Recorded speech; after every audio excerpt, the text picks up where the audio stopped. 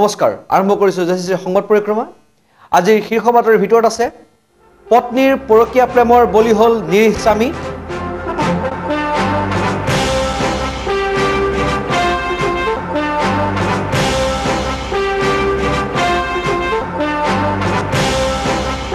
ষড়যন্ত্ৰৰ বলি হল থলুৱা কৰ্মী জাগিৰোডত তীব্ৰ প্ৰতিক্ৰিয়া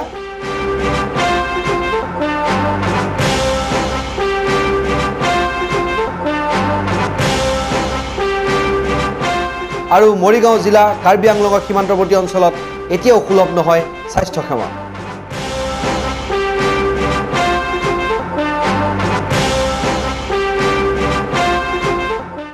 এতিয়া খবৰ বিতংভাৱে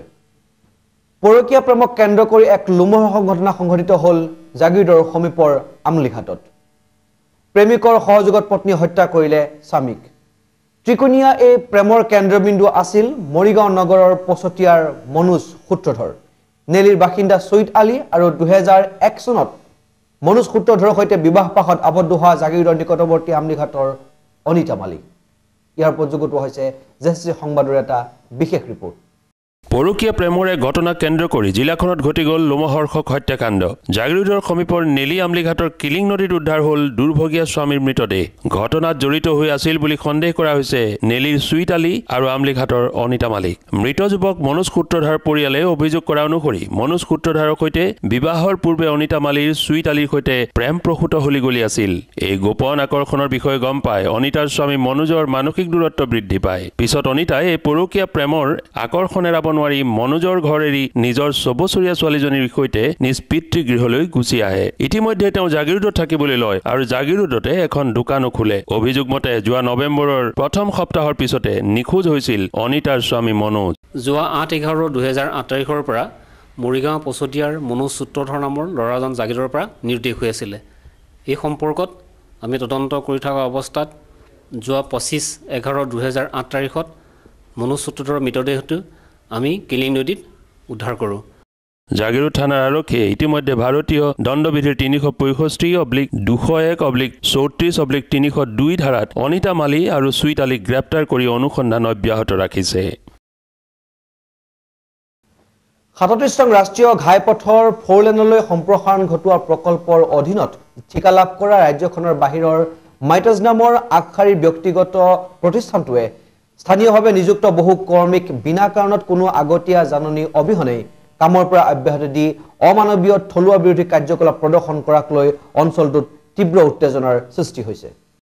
থলুৱা বিৰোধী কাৰ্যকলাপত লিপ্ত হৈছে নেকি ৰাষ্ট্ৰীয় ঘাইপথৰ সম্প্ৰসাৰণৰ কামত নিয়োজিত আগশাৰীৰ ব্যক্তিগত সংস্থা মেইটাছ কোনো আগতীয়া সংকেত নিদিয়াকৈ যোৱা 29 তাৰিখে কোম্পানীটোৱে স্থানীয়ভাৱে বিভিন্ন কাৰিকৰী কামত নিযুক্ত মুঠ 77 জন কৰ্মীক ছাঁটাই কৰাটোৱে সংস্থাটোৰ জনবিৰোধী নীতিকে প্ৰতিফলিত কৰে বুলি সচেতন বৰ্গই মত প্ৰকাশ কৰিছে সংস্থাপনৰ অভাৱত আৰ্থিকভাৱে দুৰ্বল হৈ পৰা বহু শিক্ষিত যুৱকেও এই কোম্পানীটোত সংস্থান লাভ কৰিছিল ৰাষ্ট্ৰীয় ঘাইপথৰ সম্প্ৰসাৰণ প্ৰকল্পৰ অধীনত এতিয়া মেইটাছ মাথো খৰচ কমোৱাৰ যুক্তিৰে হঠাতে এই কৰ্মীসকলক অপসাৰণ কৰাৰ অৰ্থ কি হ'ব পাৰে যেহেতু প্ৰকল্পৰ কাম আধাও সিজা নাই বুলিও প্ৰশ্ন উঠিছে আশ্চৰ্যজনক কথা সংস্থাটোৱে নিযুক্ত কৰা বাহিৰৰ পৰা অনা অসমীয়া কৰ্মীসকলক কিন্তু কৰ্মত প্ৰবৃত্ত কৰোৱাই ৰাখিছে কোম্পানীটোৱে ইফালে সংস্থাটোৱে সাব কন্ট্ৰেক্ট দিয়া প্ৰিয়া কনছ নামৰ ব্যক্তিগত ঠিকাদাৰী সংস্থাটোৱেও স্থানীয়ভাৱে নিযুক্ত থলুৱা কৰ্মীসকলক বিগত 2 মাহ ধৰি দৰমহা পাৰিশ্ৰমিক আদি আদায় দিয়া নাই মেইটাছ নামৰ সংস্থাটোৰ বিৰুদ্ধে আনে গুৰুতৰ অভিযোগ হ'ল থলুৱাভাৱে নিযুক্ত কৰ্মীসকলৰ দৰমহাৰ এটা অংশ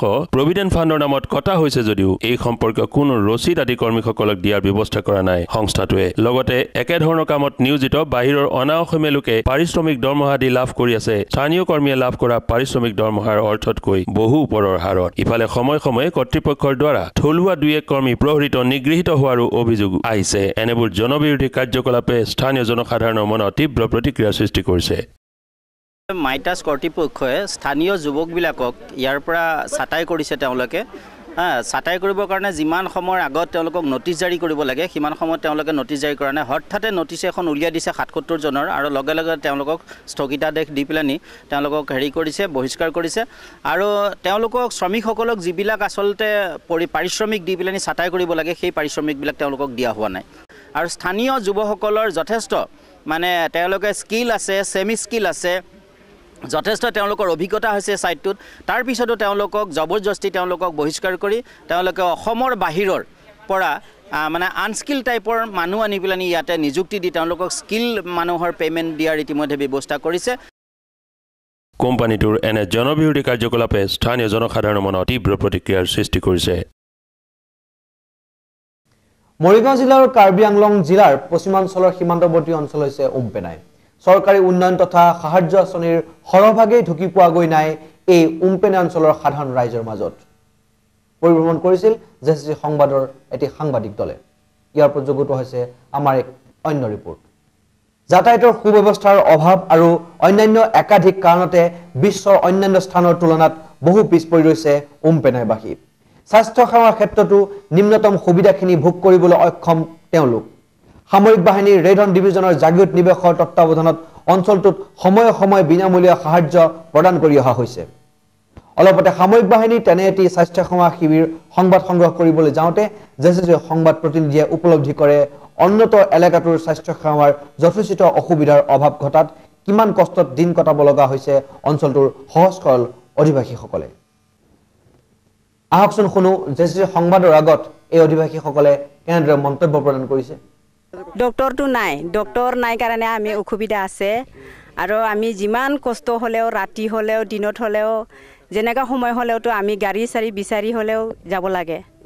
আৰু কষ্টটো আমি পাই আছো মেডিকেল ওচৰত নাই দূৰ আছে উপায় নাই কি কৰিব আৰু ডাক্তৰ ওচৰত ডাক্তৰ আছে নেকি ওচৰত নাই আছে আশ্ৰম মাত্ৰ আছে এইটো ডক্টৰটো আছে বা নাই এইটো কেতিয়াবা থাকে কেতিয়াবা নাথাকে কেতিয়াবা ঔষধ নাই কেতিয়াবা আছে আনহাতে এই প্ৰসংগত ৰেডন ডিভিজনৰ জাগিৰোড সেনাবাহিনীৰ শাখাৰ কমাণ্ডেণ্ট কপিল বক্সিয়ে আমাৰ আগত এইদৰে কয় See, the basic reason is, as you are aware, the Red Horns Division is having Ops Sadbhavna medical camps all over in Lower and Central Assam and also in both East and West Karbi Anglong. Our aim is to target maximum civilians who are in the interiors of the, in the interiors of Karbi Anglong, where the medical facilities are slightly less and basically the people are so far flung, the villages are so far spread that the state medical department may not be able to go and reach out to each and every individual. So we further, substantiate and add on to the existing medical facilities being run by the state government and help the civilians as much as possible. সেনাবাহিনী এনে সাহায্য প্ৰদান তথা বিশেষ পদক্ষেপক আদৰণি জনাইছে উমপেনাবাসী সমূহ ৰাইজে এখিতে লৈছে খন্তেক বিৰতিৰ পিছত পুনৰ ঘূৰি আহিম জেচিচিৰ সংবাদৰ মাজলৈ চাই থাকিব জেচিচিৰ সংবাদ পৰিক্ৰমা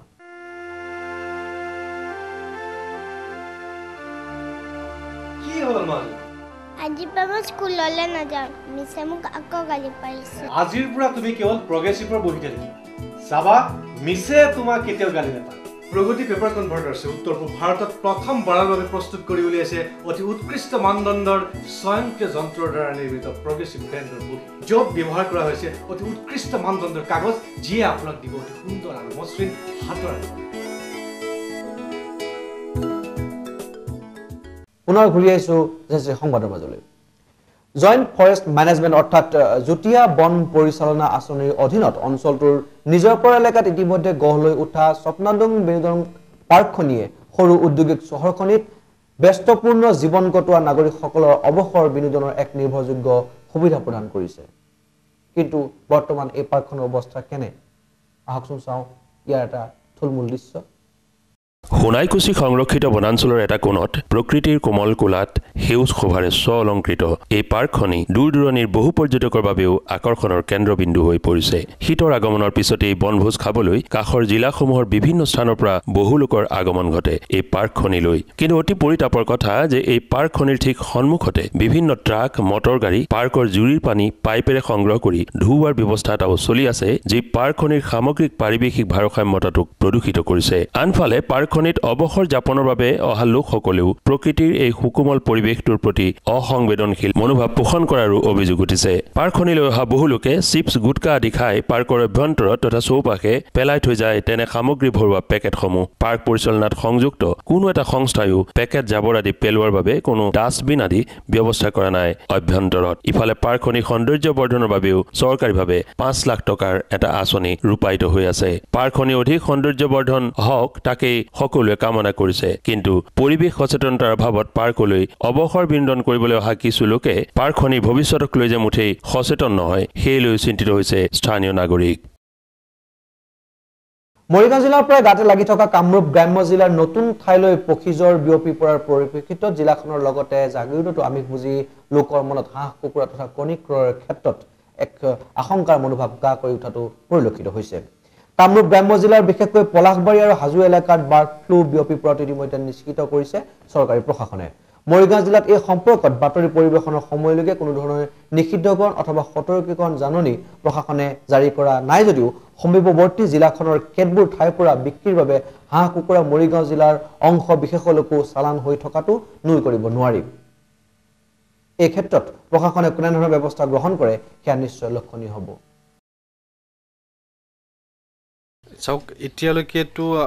আমাৰ গুৱাহাটীৰ পৰা ইয়ালৈকে জাগিৰোড বা মৰিগাঁও ডিষ্ট্ৰিক্ট বা নগাঁও ডিষ্ট্ৰিক্টলৈ এতিয়ালৈকে এই চিমটমছ একো পোৱা নাই কিন্তু কামৰূপ ডিষ্ট্ৰিক্টত হাজো বা পলাগুৰি অঞ্চলত পোৱা গৈছে এইটো আৰু তাত চৰকাৰে নিষেধাজ্ঞাও জাৰি কৰিছে কিন্তু ইয়াত এতিয়ালৈকে যিহেতু পোৱা নাই সেইটো কাৰণে চৰকাৰৰ ফালৰ পৰা একো নিষেধাজ্ঞাৰ সন্মুখীন আমি হোৱাও নাই ইয়াত আৰু মোৰ বোধে এতিয়ালৈকে ইয়াত হোৱা নাই আৰু হ'ব নালাগেও ইয়াত আমাৰ ইয়াত তেনেকুৱা ভেকচিন দিয়া হয় সাধাৰণতে ৰাণীক্ষেত্ৰৰ কাৰণে ভেকচিন দিয়া যায় বা গামবোৰৰ কাৰণে ভেকচিন দিয়া যায় কিন্তু এতিয়ালৈকে বাৰ্ড ফ্লুৰ কাৰণে একো ভেকচিন আমি দিব পৰা নাই বা আমি পোৱাও নাই এতিয়ালৈকে সেইটো বিক্ৰী বাৰ্তাৰ ক্ষেত্ৰত চাওক এতিয়া যিহেতু পেপাৰ ৰিপৰ্টটো উলিয়াইছে মিডিয়াই যেতিয়া ইয়াত পাব্লিচিটি কৰাৰ পিছত সাধাৰণ ৰাইজে অলপ ভয় খায় সেইটো কাৰণে আমাৰ বিক্ৰী বাৰ্তাবিলাক অলপ কমি যায় কিন্তু সাধাৰণতে মই ক'বলৈ যাওঁ যে মৰিগাঁও ডিষ্ট্ৰিক্টত এতিয়ালৈকে এইটো হোৱা নাই আৰু ৰাইজেও ইমান ভয় খাব নালাগে প্ৰধানমন্ত্ৰী গ্ৰাম্য সড়ক যোজনাৰ অধীনত জাগিৰোডৰ পৰা ডোঙাবুৰী হৈ ভকতগাঁৱলৈকে আলিবাটৰ পকীকৰণৰ কাম ইতিমধ্যে আৰম্ভ হৈছে কিন্তু জাগিৰোড ৰেল ষ্টেচনৰ সমীপত এই পকী ৰাস্তাটোৰ মাজেৰে ৰেল লাইন পাৰ হৈ যোৱাৰ ফলত আলিবাটটোত হ'বলগীয়া উন্নয়নে কোনো ধৰণৰ আশ্বস্ত কৰিব পৰা নাই অঞ্চলটোৰ লোকসকলক এই বিশেষ ঠাইত ৰেলৱে বিভাগে এখন অভাৰব্ৰিজৰ ব্যৱস্থা নকৰিলে ৰাইজে এই পকী ৰাস্তাটোৰ যোগেদি বিশেষ লাভৱান হ'ব নোৱাৰিব বুলি মত প্ৰকাশ কৰিছে স্থানীয় ৰাইজে ৰাস্তাটো হৈছে পাকা কিন্তু এই ৰেলৰ যিটো গেট দিলে সেই গেটটোতে এখন আমাৰ ঠেলা কি চাইকেল কি স্কুটাৰ এখনো পাৰ কৰি নিব নাই গতিকে ৰেলৱে আজিলৈ কোনো এই ৰাস্তাৰ ওপৰত এখন অভাৰব্ৰিজ দিম বুলি তেওঁলোকে একো এটা সিদ্ধান্ত লোৱা নাই গতিকে আমাৰ এই থলুৱা ৰাইজৰ কাৰণে বিশেষ বহুত অসুবিধা হৈছে অভাৰব্ৰিজ দিয়াটো বিশেষ ইয়াত বহুত দূৰৰ কথা ইয়াত বহুত টকা পইচা লাগিব গতিকে কণ্টটো এয়া আমাৰ যিটো মৰিগাঁও ৰোডত যিটো মানে এতিয়া লাইনৰ ওপৰেদি গাড়ী পাৰ যাব পৰাকৈ ৰাস্তা বনাই দিছে ঠিক তেনেদৰে যদি আমাৰ এই নখোলা সেই ৰাস্তাটো ডোঙাবৰীলৈ যোৱা ৰাস্তাটো যদি অলপমান গেট এটা কৰি দিলে হয় তেতিয়াও ৰাইজে অলপমান ভাল পালে হ'ব এই বিষয়ে জানিবলৈ আমি জাগিৰোড ৰেল বিভাগৰ কৰ্তৃপক্ষৰ লগত যোগাযোগ কৰিছিলোঁ আৰু তেওঁলোকে জনোৱা মতে ইতিমধ্যে ইয়াত এটা গেট নিৰ্মাণৰ বাবে এটা প্ৰস্তাৱ লামডিং ডিভিজনলৈ আগবঢ়াইছে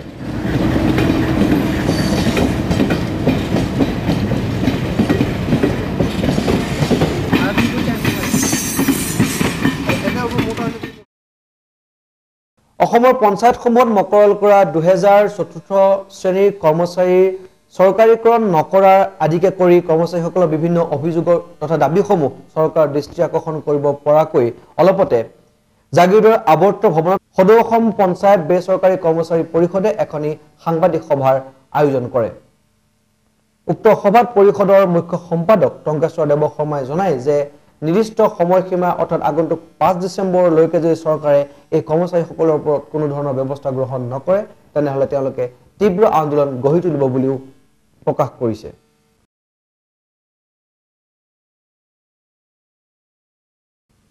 আজি সংবাদ পৰিক্ৰমাটি মানে পুনৰ লগ হোৱা সপ্তাহৰ একে সময়তে জাগিৰোড মৰিগাঁও তথা কাষৰীয়া বিভিন্ন অঞ্চলৰ খা খবৰ চাই থাকক জেচিচি সংবাদ পৰিক্ৰমা প্ৰতি বুধবাৰে সন্ধ্যা আৰু বৃহস্পতিবাৰে পুৱা নমস্কাৰ